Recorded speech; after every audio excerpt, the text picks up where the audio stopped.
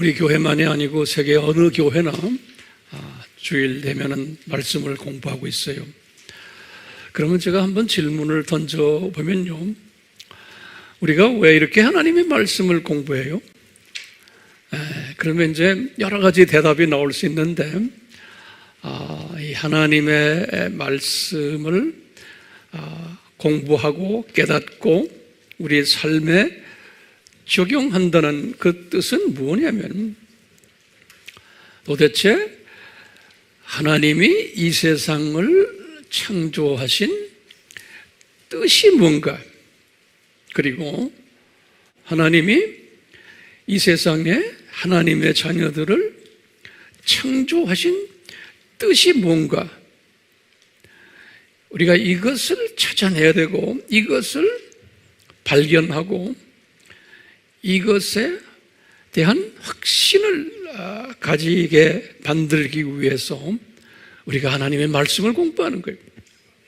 네, 설교를 듣는 거예요. 그렇죠?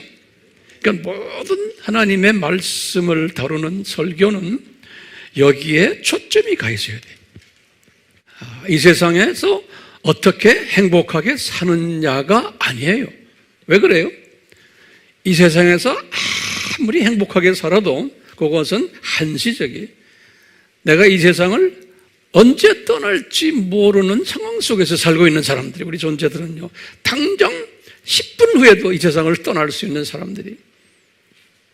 그러니까 아주 한시적인 이 세상에서 우리가 지금 살고 있는데, 여기에서 우리가 어떻게 재밌게 행복하게 사느냐를 가르쳐주기 위해서 성서가 기록된 것이 아니고 예수님이 이 세상에 오신 것이 아니잖아요. 이것을 우리가 분명하게 알고 있어야 돼요. 근데 안타깝게도 많은 이 성서를 가르치는 내용들을 보면 이 초점이 이 세상에 와 있어요. 그러면 초점이 어디에 가야 됩니까? 그러면 하나님의 이 세상을 만들어 놓은 목적이 무언가에 대해서 우리가 초점을 맞추면 돼요. 그 목적이 뭐냐면,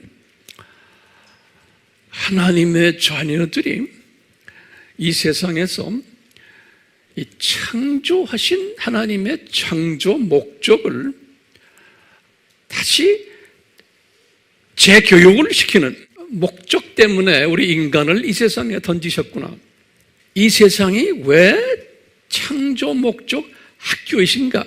이 말은 뭐냐면, 하나님의 예정된 자녀들을 창조 목적을 재교육을 시키기 위한 학교구나, 이 세상이. 라는 것을 이제 전제로 우리가 깨달은 다음에 이 창조 목적을 교육시키기 위해서 어떻게 이 교육 프로그램을 디자인하셨나? 삼위 하나님이 그것을 우리에게 가르쳐 주셨어요. 이 성서에 보면은 그것을 어떻게 디자인하셨냐면, 아예 창세전에 삼위 하나님이 이제 계셔가지고 이 삼위 하나님이 창세전에 디자인하신 거예요. 예수 하나님을 이 세상에 보내서 이 십자가에서 죽으시는 사건을, 이걸 가리키는 하나의 아주 중요한 도구로, 우리가 그래서 쉬운 말로 이 창조 목적 학교의 교장 선생님으로 예수님을 이 세상에 이제 내려보내서 이제 십자가의 저주를 받으시는, 그래서 완전히 우리에게 복을 다시 회복시켜주는 이러한 프로그램을 만드신 거예요. 창세전에 언제 십자가에서 죽으실 것을 디자인하셨나? 그러면 바울이 깨달은 거죠. 고린도전서 2장 7절, 로마서 16장 25절, 26절, 에베소서 1장 3절에서 14절, 이렇게 창세전에 디자인을 하시고는 창세를 또 하셨어요. 영원세계에서. 창세기 1장 1절이 창세하실 때 하나님이, 엘로힘 하나님이, 삼위 하나님이 하늘들과 땅을 창조하셨다 그랬어요. 이 하늘들은 1층천과 2층천이죠. 그 다음에 땅을 창조하셨다 그랬어요. 그럼 이 땅은 이 지구예요. 이 지구. 근데 이 지구를 창조하실 때는 다른 별들은 창조 안 했어요. 다른 별들은 나중에 창조해. 그러니까 그 많은 별들 중에 지구만 먼저 창조하신 거예요. 예. 근데 신기하게도 지구를 만드실 때 지구의 두께가 약 한 7,000km 되죠. 그런데 위에 한 3,000km는 그냥 흙이고 그 다음에 아래로 내려와서 4,000에서 한 7,000까지 내려가는 그 밑은 용암으로 되어 있는 뭐로 되어 있어요? 지옥으로 되어 있는 거예요. 그러니까요, 창세기 1장 1절에서 이미 지옥을 만들어 놓은 거예요. 예, 그게 신기한 거예요. 그리고는 창세기 1장 1절과 2절 사이에 엄청난 간격이 있는 거예요. 그러니까 지옥을 만드시고 1장 1절 때 천사도 만든 거예요. 천사도. 그 천사가 만들어졌는데 천사가 타락까지 한 것까지 다 1장 1절 속에 다 들어있는 거예요. 그래가지고 어떻게 하느냐? 1장 2절에 보면은 그 타락한 천사가 1층천과 2층천에서 세력을 부리는 장면이 나와요. 그래서 2절에 보면은 그 어두움의 세력들이 있는 것. 그 다음에 또 성령님도 거기에 공존하고 계시고 2절에 보면요. 그리고는 지옥도 있는 게 보이는 거예요. 그 깊음이란 것은 지옥을 의미하는 거예요. 지하의 제일 깊은 곳에. 2절에 이미 그런 모습이 다 나타난 거예요. 이제 첫째 날, 둘째 날, 셋째 날이 나오는 거예요. 쭉 해서요. 자, 첫째 날에는 빛이 있었다고 그랬어요. 네. 그 빛은 예수 그리스도예요. 예수님은 참 빛이다. 요한복음 1장에서 나와요. 첫째 날에 보니까 밤이 있으니 낮이 있더라 그랬어요. 이 말은 뭐냐면 밤은 뭐냐면 어두움이에요. 빛의 세력이 사탄을 어두움을 쫓아내서 낮이 되는 거예요. 그러다가 이제 여섯째 날에 우리 아담을 창조하는 이야기 나오잖아요. 그럴 때 보시면 아담을 에덴 동산에서 창조케 하신 거예요. 그래서 우리가 에덴 동산을 타락 전에 에덴 동산이 타락한 후에 그것을 우리가 그냥 가나안 지방 에덴 동산을 조금 더 좁게 보면 유다 지방 이렇게 봤죠. 그 에덴 동산의 중앙이 어딜까요? 에덴 동산의 중앙이 이제 여러 가지로 우리가 공부를 했어요. 에덴 동산의 중앙이 아담을 창조하신 장소 같아요. 에덴 동산의 그 중앙이. 두 번째로 아담이 복을 받은 장소 같아요. 창조가 된 후에. 세 번째로는 그 에덴 동산의 중앙에 생명나무가 있었던 장소 같아요. 장소에 성경에도 그렇게 나오잖아요. 네 번째로는 선악을 아는 지혜의 나무가 있었던 장소예요. 그 에덴 동산의 중앙에. 그리고는 다섯째로 아담이 타락한 장소. 여섯째로 아담이 저주받은 장소예요. 일곱 번째로 우리가 지난 시간에도 봤지만 언약궤가 숨겨진 장소예요. 자, 다시 말해요. 지금 이 중앙이 언약궤가 숨겨진 장소고 아직 더 있어요. 그 다음에 이 중앙에서 무슨 일이 일어나냐면 예수님이 십자가에 못 박히신 장소예요. 요 중앙이. 그리고는 예수님이 살이 찢기시고 피를 흘리신 장소예요. 그리고 예수님의 보혈이 숨겨놓은 언약궤에 뿌려진 장소인 거예요. 이제 우리가 나중에 이제 공부하겠지만, 여기 지금 예수님의 보혈을 이제 여기 이제 자비석이라고 그래요. mercy seat이라고 그래요. mercy seat 또는 속죄소라고 그래요. 여기가 속죄소인데, 피를 이제 제사장이 와가지고 이 피를 이 속죄소에다 뿌려요. 굉장히 중요한 개념이에요. 그러니까 이 양의 피 또는 염소의 피를 또는 황소의 피를 속죄소에다 뿌려요. 요 법궤에다 뿌리는 게 아니고 속죄소. 그래서 이름을 mercy seat이라고 그러는 거예요. mercy란 말은 용서받는, 자비를 받는 그런 뜻이에요. mercy라는 게. 그러니까 내 죄가 씻김받고 내 죄가 속함을 받는 장소가 저 자비석이에요. 한국 성경에는 그것을 속죄소다 그랬어요. 이런 이제 사상을 우선 가지고요. 창세 때 이랬어요. 여기 보면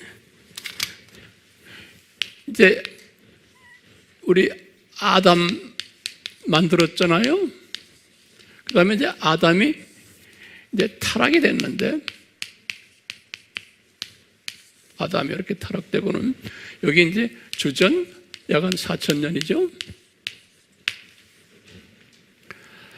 아담이 타락이 되면서 이 에덴과 에덴 동산이 다 이게 지각 변동으로 다 변해버린 거예요. 그러다가 언제 또 변했다고 그랬죠? 홍수 때 또 2500 홍수 때 또 변하고 2000이 아브라함이거든요. 2000이 아브라함인데, 우리 주님께서는 아브라함을 부르신 목적 중 하나가 뭐냐면, 이 창조 목적 학교에 아브라함과 그 후손들, 이스라엘 사람들이에요. 이 창조 목적을 가르치기 위해서, 다시 말해 하나님의 자녀들이, 이 세상에 사는 하나님의 자녀들이 창조 목적을 배우기 위해서 요 분들을 사용하셔가지고 우리에게 이 창조 목적을 가르쳐 주시기 위해서. 그렇기 때문에 아브라함을 부를 때도 아브라함을 갈대와 우르에 그 바벨론 종교가 있는 그쪽 페르시아만 지역에서 이 일을 하도록 하지를 않으신 거예요. 이분을 어디로 불러와야 돼요? 옛 아담이 창조됐던 곳, 타락됐던 장소, 그것으로 현장으로 불러오는 거예요.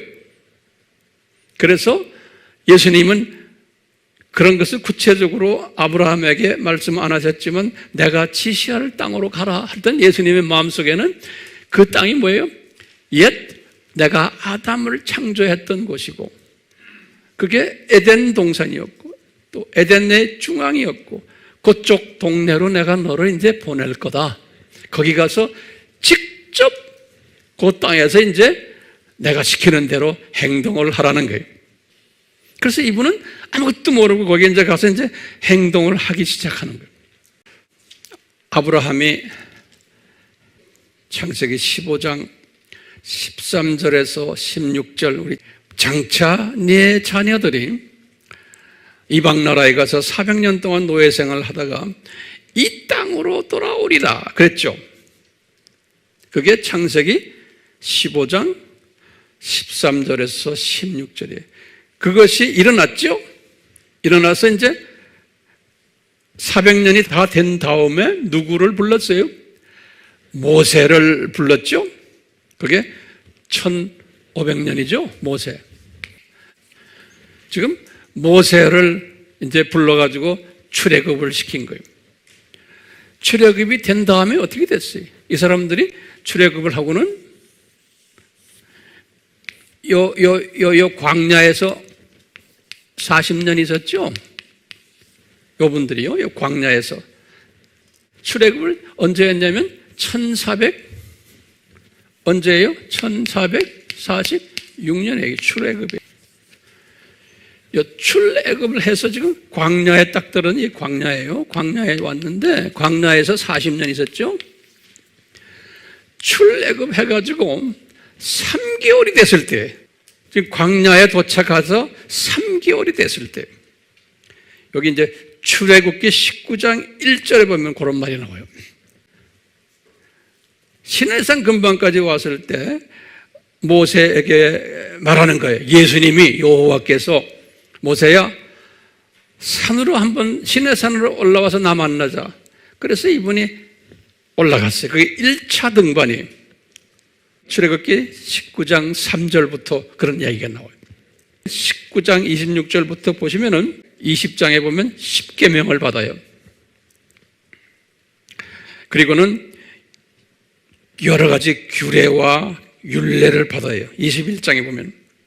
그 다음에 성막을 건축을 할 터인데 어떻게 성막 안에서 경배를 하는가 이런 것도 다 지시를 해줘요. 미래형이 어떻게, 아직 성막을 건축을 안 했어요. 이런 거를 24장에서 이야기해줘요. 10계명을 받았을 때 돌판에 받은 게 아니에요. 그냥 10계명을 받은 거예요. 돌판에 받은 게 아니에요. 이때는. 그리고는 네 번째로 또 등반하시는 거예요. 이게 24장 12절에서 18절 장면이에요. 네 번째로 등반하실 때는 아주 이건 심각하게 등반하세요. 이분이 40일 동안 체류를 해요. 24장 18절에 보면 이 체류하면서 40일 동안 예수님과 깊은 대화를 하는데, 모세야, 이 10계명 중고를 내가 돌판에다가 이제 새길 거야. 그렇게 미래형으로 되어 있어요. 24장 13절에 그랬어요. 그리고 두 번째로, 그 다음에 뭐라고 그러냐면 25장에 들어가면 8절에 성막을 건축하라 그러는 거예요. 이게 지금 성막이에요. 이 도표가 이게. 왜 이런 걸 다 건축해요? 왜 이거? 하나님의 자녀들에게 창조 목적을 위해서 이 세상에 내려오실 예수님에 관한 이야기를 가르치려고 그러는 거예요. 그러니까 성막 건축해라. 그 다음에 거기다 언약궤를 만들어라 그러는 거예요. 창세기 25장 10절에서 22절이 언약궤를 만들 때 하면서 방법론을 가르쳐 주세요. 방법론. 첫째 뭐냐면 제일 먼저 궤를 먼저 만들어라. 궤. 이 궤를 만들 때 거기에 아주 자세하게 25장 10절에서부터 16절에 보시면 궤를 어떻게 만들어내는 걸 자세하게 설명했어요.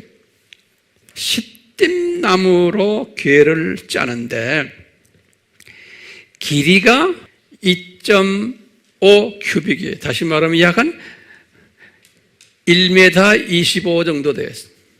원 큐빅이 약 0.5m로 계산하시면 돼요. 원 큐빅이 피트로는 1.5피트예요.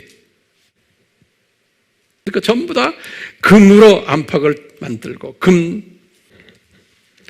그 다음에 여기 금고리를 금고리 여기 네 코너에 금고리를 만들어서 그 다음에 여기에 이제 지팡이 그래서 이 제사장들이 어깨에다 밀 수 있게 이 이야기가 출애굽기 25장 10절에서 16절에 자세히 나와요. 그 다음에 25장 17절에서 22절에 이 말씀이 뭐냐면 자비석을 또 만들어내는 거예요. 자비석. 한국말로는 또 뭐로 되어 있어요? 속죄소. 그렇죠? 그 판에다가 꼭 중요한 게 있어요. 구룹천사예요. 금으로 만든 구룹천사를 두 천사를 양쪽 끝에다가 이렇게 딱 세워놓고 두 날개를 가지고 구룹천사가 그 다음에 서로가 쳐다보면서 어디에다 올려놔요? 자비석에 속죄소에. 그래가지고요 이 구룹천사가 이 자비석을 덮고 있는 거예요. 이 자비석을 요 지금 법궤가 아니에요. 이 자비석 위에 요 두 지금 그룹 천사 사이에 예수님이 그러는 거예요. 내가 항상 나타날 터이니 내가 너와 거기에서 대화할 거라는 거예요. 이 자비석, 요 위에서, 여기에서 예수님과 모세와 만나는 장소고, 여기에서 대화하시는 장소인데, 앞으로 내가 너에게 지시할 여러 가지 계명들과 규례들을 저기에서 내가 너와 만나가지고 나하고 대화하겠다는 거예요. 그렇기 때문에요, 이 자비석이 굉장히 중요해요. 왜냐하면 이 자비석과 이 궤와 이것을 합해서 뭐라 부르냐면 언약궤라 부르는 거예요. 이 언약궤는 궤, 악 플러스 멀시스의 자비석이 여기 합해서 언약궤라 그러는 거예요. 언약궤. 언약궤를 요거는 영어로 외워두세요. The Ark of Covenant. 그랬죠. 우리 Covenant만 알죠? 요거는 계약이란 뜻이에요. 그래서 성서에 보면요, 언약궤의 다양한 이름들이 있어요. 언약궤, 여호수아서 3장 3절, 역대상 13장 6절, 또 이것은 하나님의 궤, 그래요. 사무엘상 4장 11절, 29절. 또는 이스라엘의 하나님의 궤, 사무엘상 5장 8절에. 또는 주의 궤, 주라는 말은 구약에서의 주는 the Lord, 야훼라는 뜻, 야훼의 궤, 그런 소리. 예수님의 궤라는 소리. 주의 궤 하는 것은요. 또 주의 언약궤, 역대하 5장 7절, 또는 증거궤 그러는 거예요. 왜냐하면 이 증거판이 10개판이에요. 10개판 두 개가 있죠. 그 10개의 돌판을 증거판이라고 그래요. 출애굽기 25장 22절에는 그렇게 써놨어요. 법궤라는 그 단어 자체는 성서에 내가 찾아보기가 힘들어요. 예수님께서 모세와 만나가지고 궤 안에다가 뭘 집어넣냐면 내가 앞으로 너에게 줄 증거판을 집어넣으라는 거예요. 25장 16절에 앞으로 너에게 줄 그 증거판은 뭐예요? 10개 돌이에요. 출애굽기 25장 16절. 그 다음에 실제로는 우리가 알다시피 히브리서 9장 4절에 보면은 히브리서 9장 4절에 보면 그 안에 뭐가 들어있어요? 증거판이 있고 그 다음에 만나 항아리가 있고 그 다음에 아론의 쌍난 지팡이가 있다고 그랬어요. 그런데 보면 모세와 지금 이렇게 만나는 그 당시에는 이 만나 사건도 없었고 아론의 쌍난 지팡이 사건도 일어나지 않았을 때예요. 지금 이게 지금 몇 개월 후에요. 출애굽하고 3개월 때 지금 이야기하는 거예요. 예.